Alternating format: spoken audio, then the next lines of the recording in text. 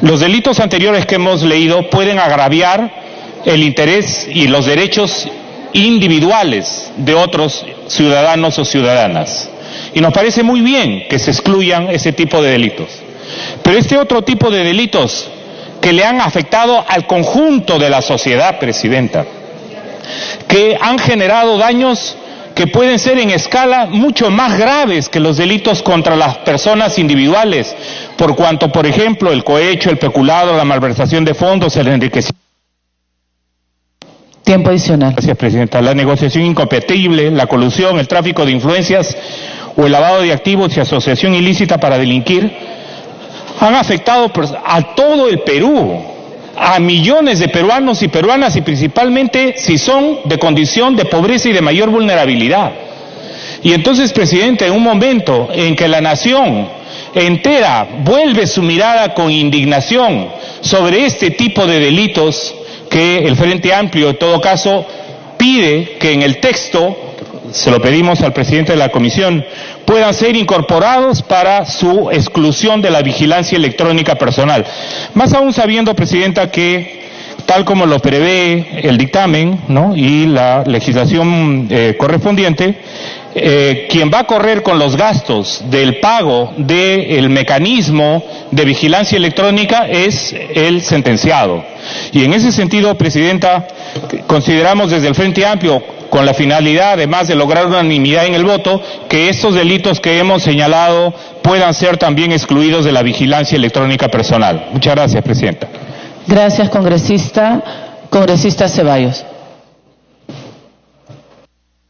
Sí, Presidenta, en la misma línea del congresista Arana, hay una preocupación común con el hacinamiento en los diferentes establecimientos penitenciarios. Claro, la solución en realidad tiene que ver con cómo nosotros vamos a terminar con esos 36.000 internos que no tienen sentencia en primer lugar, o cómo vamos a agilizar los procesos de la administración de justicia en nuestro país. Pero acá hay un primer tema que es fundamental, señora Presidenta, y es el tema de la corrupción en nuestro país. Y es un tema muy sensible porque aparece transversalmente en toda la administración pública y también en importantes sectores de la actividad privada. Entonces no vaya a ser que detrás de esto no aparezca la idea, y además muy razonable en nuestro pueblo, que lo que queremos es excluir a los que han delinquido con el uso de los recursos públicos. Entonces sí me parece que es importante, además, para tener una actitud mucho más firme en la lucha contra la corrupción, que aquel que ha tocado dinero del tesoro público en sus diferentes formas, o ha buscado favorecerse con los cargos, como efectivamente tráfico de influencias, cohecho, negociación incompatible y otros temas, no sean también beneficiados por este tipo de proyectos o de leyes, señora Presidenta. Es decir, no podemos de ninguna manera darle facilidades a las personas que han robado y han estafado al Estado peruano, que se han aprovechado del Estado peruano para enriquecerse o para posicionarse mejor, o a los amigos. Este es un primer tema. Entonces nosotros estamos convencidos que tienen que ampliarse la gama de delitos donde no se otorguen este tipo de beneficios. Por otra parte, señora Presidenta, el 21% de los internos que tenemos en nuestras cárceles no han terminado la primaria.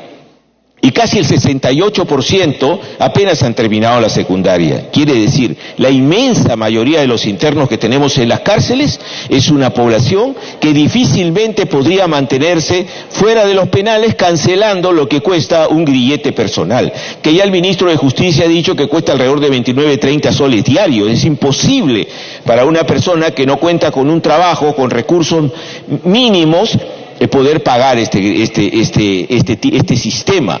Entonces acá lo que vamos a tener es que los que vienen de espacios donde tengan recursos económicos van a poder beneficiarse y los otros no. Entonces nosotros yo quiero proponer un texto sustitutorio en este último punto, señora Presidenta, donde señale que el costo del dispositivo electrónico y el servicio de vigilancia electrónica concedida administrativamente por la Comisión Especial de Deshacinamiento de los Establecimientos Penitenciarios, ¿no?, a través de la vigilancia electrónica personal, esté a cargo del Instituto Nacional Penitenciario, y excepcionalmente, atendiendo a informes económicos, el Instituto Nacional Penitenciario podrá disponer que los condenados asuman parcialmente los costos señalados. Es decir, que esto sea parejo para todos. La pobreza no puede ser una razón para excluir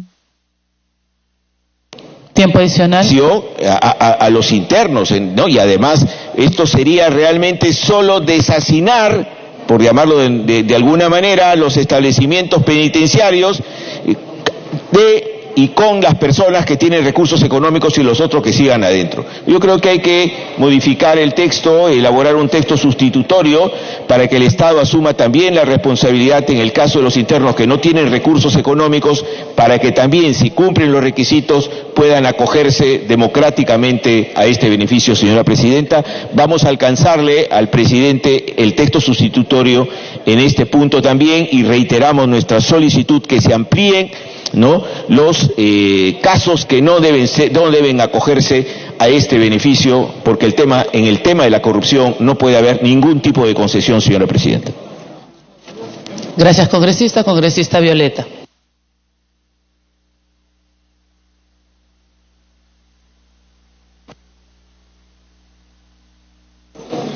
Gracias, Presidenta. Presidenta, primero un comentario general. Esta es una ley que efectivamente es positiva porque contribuye a mejorar una situación de realidad carcelaria, de hacinamiento, como lo han señalado otros colegas, en donde tenemos una situación en la que básicamente las personas que hoy día constituyen la población carcelaria, la mayoría de ellas, o por lo menos en un número muy importante, ni siquiera tienen una sentencia, sino están con algún tipo de mandato de restricción de libertad y por lo tanto sufren carcelería. Y el primer aspecto que hay que tomar en cuenta es quién paga esto. Y en realidad debería pagarlo en principio, como se señala en la ley, lo paga en principio la persona que está recluida.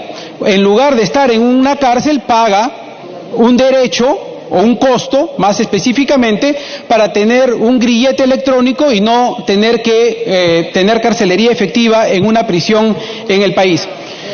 Pero no hay que olvidar que para efectos de otorgar estos grilletes electrónicos se está estableciendo, a diferencia de como es en este momento, con la nueva ley se estaría estableciendo que es una comisión especial la que evalúa y determina en cuándo entrega o cuándo concede esta detención por grillete electrónico, pero también ahí se podría agregar que es la misma comisión la que determina si lo paga, en este caso, el preso, el reo, o si lo paga excepcionalmente, por una condición excepcional, lo paga el Estado. Porque efectivamente el tema del pago no debería convertirse en un elemento discriminatorio para que finalmente solamente tengan grilletes electrónicos aquellas personas que puedan pagarlo. La ley básicamente establece que hay dos tipos de personas las que van a poder acceder al grillete electrónico. Los que tienen sentencia o proceso por delitos menores de 8 años o los que tienen mandatos de detenciones domiciliarias. Son básicamente los dos supuestos. Pero creo que en la redacción hemos cometido un error que puede corregirse. Se ha establecido en el numeral 5.3 que para el otorgamiento de la vigilancia electrónica se da prioridad a las personas mayores de 65 años, las personas que tengan enfermedad grave acreditada con pericia médico-legal, las personas que tengan discapacidad física permanente que afecte severamente su capacidad de desplazamiento, las mujeres gestantes, las mujeres con hijos menores de 3 años, la madre o el padre, debería decir, que sea cabeza de familia con hijo menor de edad, y las personas procesadas o condenadas por delitos culposos.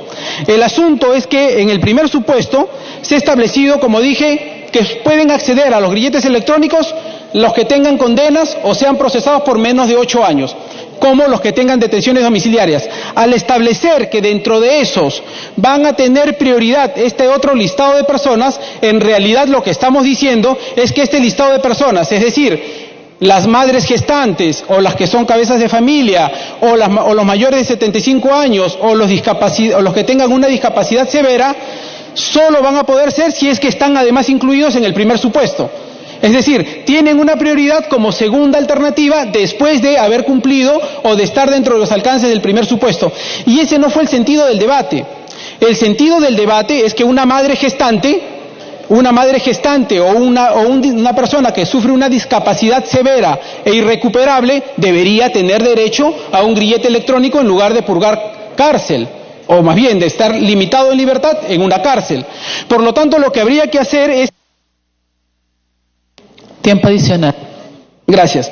Por lo tanto, lo que tendríamos que hacer es incluir los supuestos del 5.3 dentro del 5.1 como un listado más amplio que permita tener estas consideraciones. Y un aspecto que podríamos incluir ahí es lo siguiente. Miren, colegas, estamos diciendo que quien va a determinar el otorgamiento del grillete electrónico es una comisión. Por lo tanto, una comisión en la que está representado el Poder Judicial, el Ministerio Público, la Defensoría del Pueblo, etcétera. Por lo tanto, un aspecto que no se puede eliminar es el carácter humanitario de la medida. Por lo tanto, un aspecto que tiene que ser incluido en el 5.1 es que la comisión evalúe aquellos supuestos en los que por condición humanitaria, y existen tratados internacionales y legislación penal y legislación civil que van a definir o definen en general cuáles son las condiciones humanitarias, que se les permita que esa comisión por condiciones humanitarias extienda el grillete electrónico, de tal suerte que no cerramos todas las posibilidades y dejamos más bien un elemento más abierto para que sea esta comisión que quien con mejor criterio determine el otorgamiento de estos grilletes electrónicos. Para concluir. Gracias. Así es que con estos alcances pediría que la Comisión de Justicia pueda recoger estos dos aspectos indicados. Gracias. Congresista Gino Costa. Gracias, Presidenta. Presidente, este es un proyecto de ley del cual soy autor y que cuenta con respaldo multipartidario. No solo lo han suscrito mis colegas de la bancada liberal, sino también los congresistas Letona y Miguel Torres, de Fuerza Popular, y la congresista Gloria Montenegro, de APP. Presidenta, como se ha dicho, desde el 2010 tenemos una ley que establece la vigilancia electrónica. Este mecanismo no fue utilizado hasta el 2017, que se dicta una nueva norma para ponerlo en práctica. Y en los dos últimos años, entre enero del 2017 que se da esta ley y marzo en que se reglamenta, tenemos solo 25 personas hoy día sujetas a los grilletes electrónicos, es decir, a la vigilancia electrónica personal. Por eso es que presentamos esta norma a efectos de ampliar, digamos, los supuestos en que se puede aplicar la vigilancia electrónica personal por orden y decisión del juez. Y ahí se han hecho algunas modificaciones puntuales.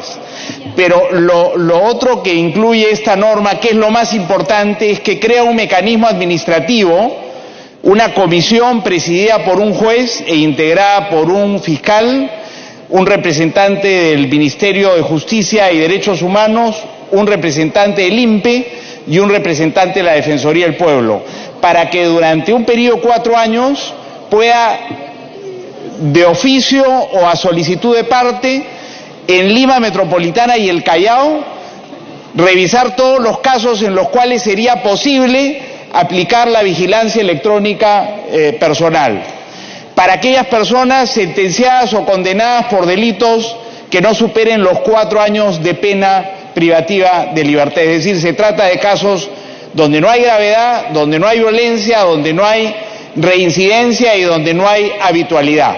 Entonces, la novedad de la norma es crear este mecanismo administrativo, Presidenta, con la idea de ampliar el uso de la vigilancia electrónica personal y de esa manera reducir el hacinamiento en las cárceles. Yo quisiera hacer 4 observaciones sobre el texto sustitutorio tal como está y pedirle al presidente de la Comisión de Justicia que por favor atienda el pedido de algunas modificaciones menores. En primer lugar, sumarme al pedido hecho por el congresista Arana y por el congresista Ceballos del Frente Amplio, en el sentido de que se incluya en la lista de delitos excluidos para este beneficio a los delitos contra la administración pública, y hay una larga lista de esos delitos que no digamos, no voy a leerlos ahora, pero son todos los delitos contra la administración pública, incluidos desde el artículo 382 al 401 del Código Penal. Y voy a entregar la lista al presidente de la Comisión de Justicia y agregar también entre los delitos que deben excluirse, Presidenta, el de trata de personas contemplado en el artículo 153. Esto ya ha sido planteado por los colegas del Frente Amplio y me sumo a ese pedido y acá tengo la fórmula para el presidente de la Comisión de Justicia. En segundo lugar, Presidente, en el artículo 5, inciso A, se hace referencia a los procesados y después se hace referencia a las personas con sentencia no firme. No es necesaria esa referencia a las personas con sentencia no firme como eventuales beneficiarios de este mecanismo, porque hay un inciso B en el artículo 5 que se refiere a todos los sentenciados, con sentencia firme o no firme, de manera que sugiero, y acá tengo la fórmula, que se excluya esa referencia a los sentenciados no firmes, digamos. En segundo lugar, Presidenta,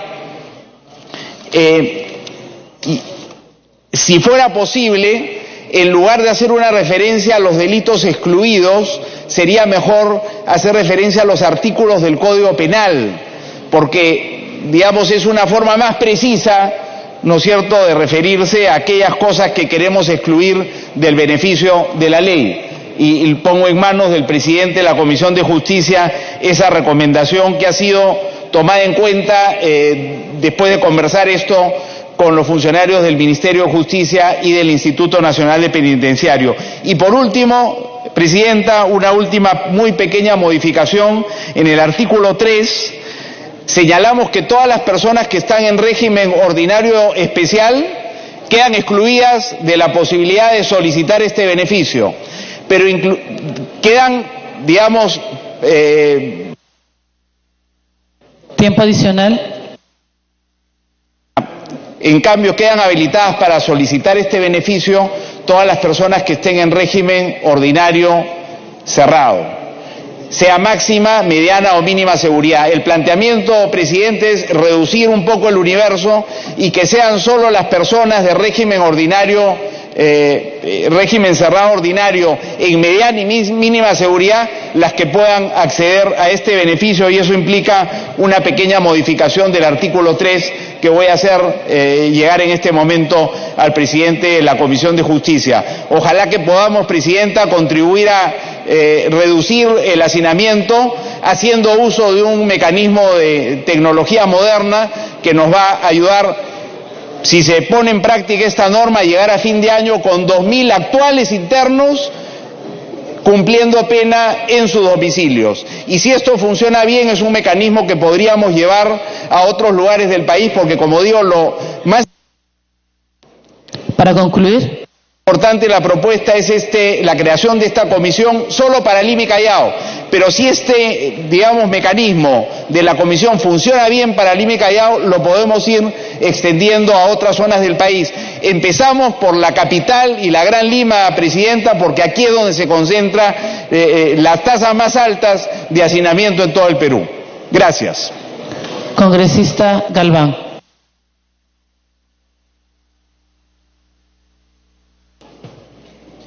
Muchas gracias, Presidenta. Con el saludo cordial a mis colegas congresistas. El decreto legislativo, la 1322, norma que regula la vigilancia electrónica personal, tiene como objeto regular la vigilancia electrónica de todo el personal que se encuentra hacinado en los diferentes lugares digamos, en diferentes cárceles. Sin embargo, Presidenta, este proyecto de ley, que dictamina la modificación del artículo 4, 5 y 7 del decreto legislativo, la 1322, y los artículos 283 y 402 del nuevo Código Procesal Penal, aprobado por el decreto legislativo 957, considero que efectivamente es oportuno, no solo porque regula y modifica las normas pertinentes al uso de los grilletes electrónicos, sino que también es necesario que se efectivice la norma, es decir, que sea una medida más adecuada que dicta prisiones preliminares y preventivas, como viene sucediendo hasta la fecha. En tal sentido, Presidenta, hoy en día tenemos más de 85,000 presos a nivel nacional, Presidenta, pero sin embargo, un 50% no se encuentran hasta la fecha con sentencia firme. todavía están, en detención preliminar, y ellos en algún momento pues son dados, en libertad después de haber hecho la investigación y salen todavía inocentes. Es por ello, Presidenta, que están purgando pues condena casi en todo el país, y muchas de nuestras cárceles sobrepasan su capacidad, y es muy importante que el uso de grilletes permitiera pues reducir en gran cantidad a este 50% de presos que están en las cárceles. Hay que resaltar que este tipo de medidas no aplicará pues en todos los tipos de delitos, sino que habrá alguna excepción, así lo establece el artículo 5 y 7 del decreto legislativo la 1322. Por otro lado, Presidenta, es plausible que la Comisión de Justicia del Congreso haya considerado oportuno poner en debate la propuesta legislativa. Es oportuno no solamente debatir el uso de los grilletes electrónicos, Presidenta, como una medida alternativa, sino también hay que abarcar un poco más al análisis. ¿De qué nos sirve seguir regulando esta medida si no existe presupuesto o si no se efectiviza? Hay otras formas también de reducir las cárceles, ¿no? Por ejemplo, con la precisión de los presupuestos mínimos que debe existir para ordenar una detención o prisión preventiva, es decir, modificando los presupuestos establecidos en el artículo 268 del nuevo Código Procesal Penal. Con fecha 30 de enero del 2019, el presidente presentó un proyecto de ley 3857/2018 que tiene por finalidad modificar el artículo 268 del nuevo Código Procesal Penal. Debo felicitar a la Comisión de Justicia, recién el día de ayer, lo puso en debate. Es muy importante este presupuesto porque el día de hoy se escucha en todos los medios de comunicación, por ejemplo, el debate que ha tenido y la justificación que ha tenido la orden de detención preliminar sobre Susana Villarán. ¿Por qué no 36 meses y por qué 18 meses? Entonces ahí está una de las preguntas y las respuestas, porque dentro del presupuesto dice que debe existir, que existen fundados y graves elementos de convicción. Segundo, que la sanción a imponerse sea superior a 4 años de pena privativa de libertad, que el imputado en razón a sus antecedentes y otras circunstancias en caso particular permita colegir razonablemente que trata de eludir la acción de la justicia, peligro de fuga o obstaculizar la averiguación de la verdad. Entonces son temas que... Para concluir. Son temas que la Comisión de Justicia debería de tomar en consideración, Presidenta, y es por ello que hemos adicionado, por ejemplo, que el peligro de fuga esté fundado en circunstancias objetivas y ciertas del caso concreto que motiven que se pretenda eludir pues la acción de justicia, o también otro presupuesto que se verifique que el imputado pretenda obstaculizar la averiguación de la verdad, o sea, peligro de obstaculización fundado en las circunstancias objetivas y ciertas del caso concreto. Adicionalmente a ello, Presidenta, estamos agregando 2 párrafos nuevos y que probablemente va a ser discutido en la Comisión de Justicia. Por ello, los jueces y fiscales también están obligados a ponderar y motivar debidamente sus pretensiones y resoluciones respectivamente. Por ello, Presidenta, viendo esto, yo creo que necesita un mayor análisis. Para concluir. Necesita un mayor análisis este proyecto, Presidenta, y por ello yo solicito a los colegas congresistas para que esto pase pues a una cuestión previa con la finalidad de abordar y más acumular pues otras iniciativas que esto vaya a favor. Se sirve a considerar también la modificación del artículo 268 del nuevo Código Procesal Penal contenido en el proyecto la 3857 de mi autoría. Ya estamos debatiendo cómo reducir el número de internos en los establecimientos penitenciarios, ya estamos debatiendo una medida alternativa como el uso de los grilletes electrónicos. Entonces, es momento de debatir correcta utilización de... Para concluir. Sí, Presidente, es momento entonces de debatir una correcta utilización de detenciones previas y preventivas. Por ello solicito una cuestión previa, Presidenta, para que de esta manera vuelva a la Comisión. Muchas gracias, Presidenta. Congresista Alcorta. Este proyecto de ley, que es bien interesante e importante, que se concrete además, ha sido presentado en este Congreso varias veces, desde el gobierno de Ollanta-Humala en varias oportunidades, no sé si en la época de Pedraza, todo el tiempo hemos estado atrás de esta ley. En el Perú entran 1.000 presos al mes, 12.000 al año. La iniciativa ha sido presentada, como le digo, N cantidad de veces. Todos estamos de acuerdo con la propuesta. Claro, es una iniciativa que genera también al mismo tiempo iniciativa de gasto. ¿Cuál es el precio? ¿Cuál es la cantidad? ¿Qué es lo que tiene que pagar? ¿Por qué no hacemos primero un censo? ¿Existe un censo de las cárceles? Saber si cuántos extranjeros pueden ser devueltos a su país por ser reos primarios. ¿Cómo hacemos para disminuir la situación hasta acá? Y sobre todo, una reforma importante hoy día en el Perú es la reforma judicial. No pueden haber juicios que duren 10 años. No hay forma que un juicio dure 10 años en este país. Habrá que hacer pues una comisión de ética también para revisar la conducta de los jueces. Juicios que duran 10, 15, 20 años, eso no es una forma de administrar justicia, Presidenta. Lo importante sería saber, ¿cuál es el costo de esta iniciativa? Que, como reitero, ha sido presentado en cantidad de veces por el Ejecutivo, por congresistas, por todo el mundo. ¿Qué es lo que ha cambiado el día de hoy? Como bien ha dicho un congresista acá, ¿cuál es el presupuesto? No hay iniciativa. ¿Con cuánto se cuenta? Porque lanzar la idea ha sido lanzada varias veces, pero ¿quién va a asumir el costo de esto? Porque lo tiene que asumir cada preso y no es barato. Entonces, cuando se pide que el Poder Ejecutivo asuma una cantidad, ¿de qué monto estamos hablando? Nada más, Presidente, gracias. Gracias. Concluido el rol de oradores, tiene la palabra el congresista Oliva Corrales, presidente de la Comisión de Justicia. Muchas gracias, Presidenta. Presidenta, agradezco el debate y sobre todo las propuestas de los señores congresistas. Por lo tanto, pido pasar un cuarto intermedio a fin de poder incluir las propuestas que han hecho los señores congresistas. Atendiendo a lo solicitado por el presidente de la comisión, se pasa a un cuarto intermedio. Y queda registrado el tema de la cuestión previa. Se solicita la dispensa del trámite de sanción del acta para ejecutar lo acordado en la presente sesión. Los que estén a favor, sírvanse levantar la mano. Los que estén en contra, los que se abstengan. Aprobado. Se suspende la sesión.